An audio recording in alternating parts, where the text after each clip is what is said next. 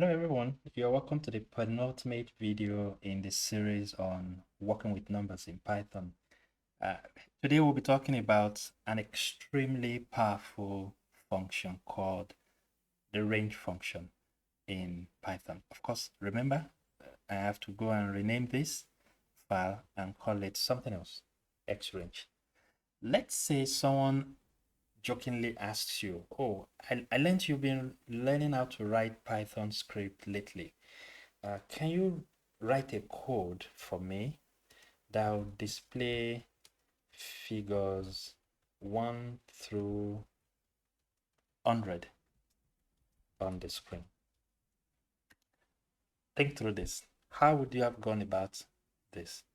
Write a Python script that can display figures 1 through 100 on the screen. The temptation is for you to say, I'll write print 1, print 2, print 3, and so on and so forth. If you execute this, you get 1, 2, 3, and it works.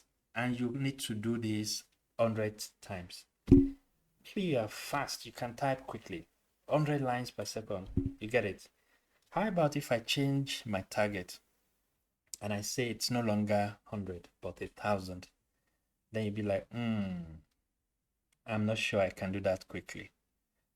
If you want to walk through it and I say, no, I have moved my target, it's no longer 1,000, it is now 1,000,000.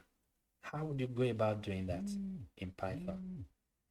You're forced to dig deeper and start asking yourself, how does Python implement this? It's a very simple approach and you will see it just now. So let's start from a very basic one, 1 through 10. I'm not going to be printing 1, 2, and co. Rather, I'll call my friend called range and I'll say 10. But you should be careful. I'll keep sounding my note of warning. When you write range like this, what it's doing is to say, I can give you numbers from 0 through 10, but 10 is not included in the range of numbers that I'm giving you. So it is up to the number before the number you indicate here. So this is going to give me 0, 1, 2, up to 9. If I need 10 to be part of it, I will need to change this target to 11. And I can demonstrate that to you so it doesn't look like, oh, Ibrahim is making a claim. So if you come in here and say print, you won't get the result you have in mind. Let's clear this terminal. If you print just this, you won't get the result you have in mind. It says 0, 1. Oh, sorry, it should be 10, not 1. Even with that, you won't still get what you have in mind. It just tells you this is the lower band and then this is the upper band. To see the individual elements, you need to wrap this around the list function. When you write this and you execute your code again, you see 0, 1, 2, up to 9. And you can see that what I said initially is true. 10 is not displayed. If you need 10 to be displayed, you need to put 1 here to make it 11. And when you execute your code again, you will see 0 through 10. So if you put a single number here, this is what happens. Sometimes, remember the instruction at the top is display figures 1 through 10, not figures 0 through 10. So how do you go about doing that? You need to modify this script slightly and say, copy this for the sake of those who may want to watch the video later. Paste this comment. So this is 0 through 10. If I want to do 1 through 10, I'll set the beginning and I'll set the terminal here. So this second example will show me 1 to 10 because I've set the starting point and I say go all the way, but don't print this upper bound. Stop at the number just before it. and that's why I have my 1 to 10 here. So now it occurs to you that if they had asked you to write something 0 to or 1 to 100, you do not need multiple lines. Here you just say 101. And when you execute this, your figures come out here straight away. It ends at 100. It starts at 1. Where is it? Okay, this is my 1 here. It starts from 1. It ends at 100. That's a beautiful way of, displaying that. Is that the only option that we have? No. We've seen the situation where you set just the exit point or the upper bound, and we've seen scenario where you set the starting point and the exit point. How about if I want to move certain steps at a time? Let's say this is not 0, this will be 100. Let's say I make a copy of this. I'll demonstrate what I have in mind.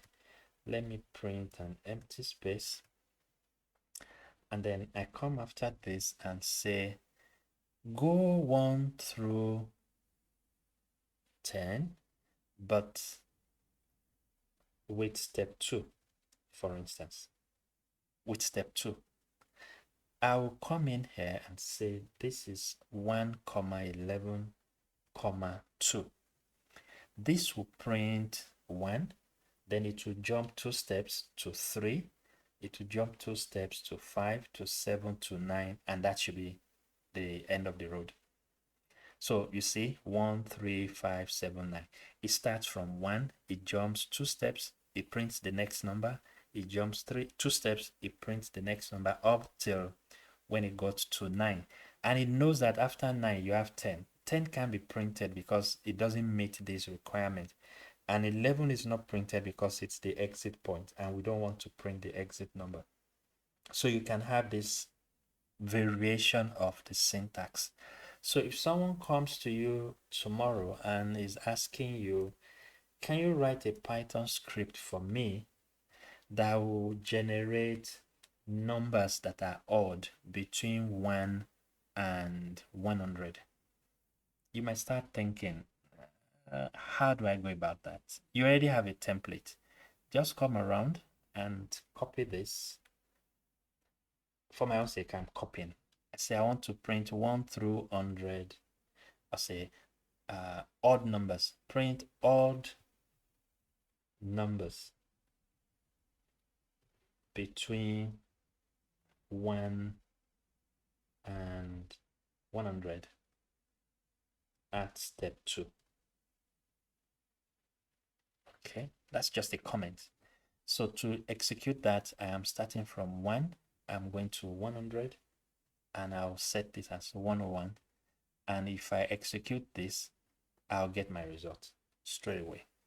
If I execute that, you see 1, 3, 5, 7, 9, and so on and so forth.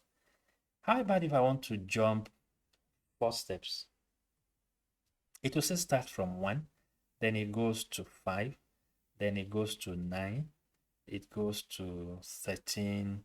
In fact, where is it? Oh, I made the step in my comment. I didn't put it in the code because while I was looking at the code, I was wondering, this is not what I expected. So when you execute again, you see from 1, it jumped 4 steps to 5, then it jumped to 9, to 13, to 17, till it gets to 97. So if someone asks you, can you give me even numbers that are multiples of, let's say, give me numbers that are multiples of 5 between 1 and 100. You just come in here and say, you want multiples of 5? We'll be like, let's go to 0. I will put 5 here. This is not going to be display odd numbers again, rather it will be display numbers between 1 and 100 that are multiples of 5, for instance. And I think if I execute this, I should be fine. So it says 0, 5, 10. If I was one that said it should start from 0, I could have indicated that it should start from 5, and that would be more precise. So these are multiples of 5 within that range. Someone else can say, okay, is this all multiples of 5 that you can do? You can do multiples of any other number, and Python will execute that for you.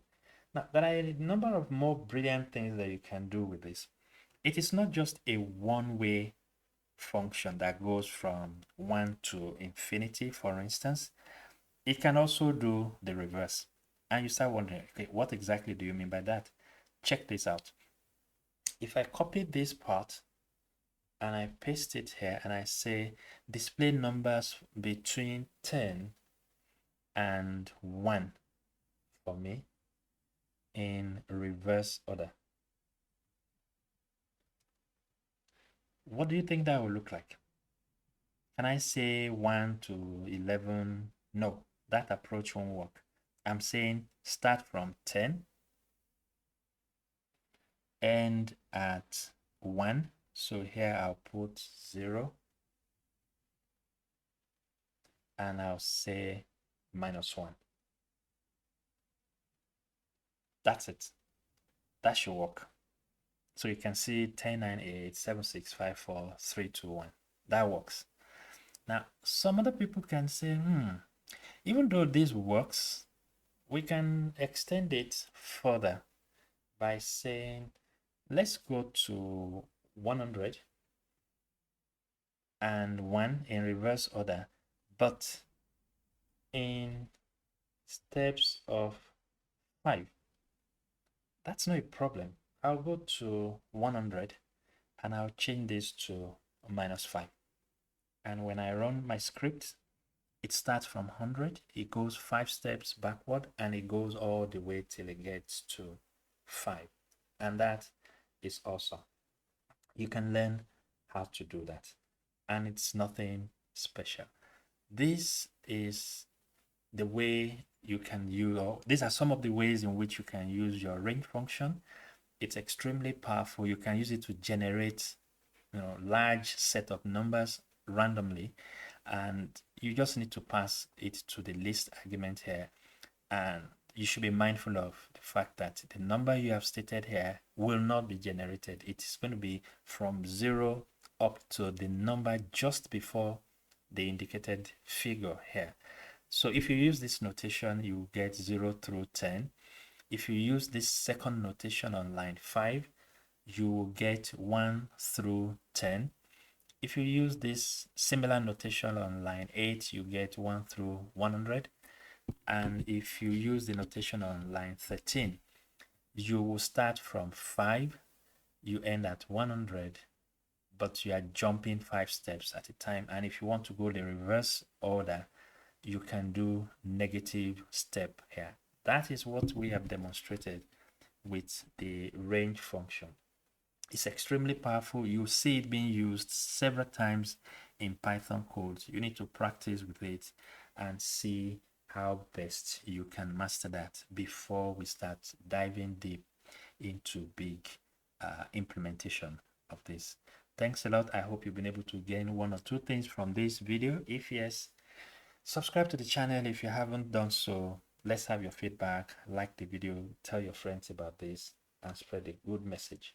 I see you in the last video on working with numbers. Bye for now.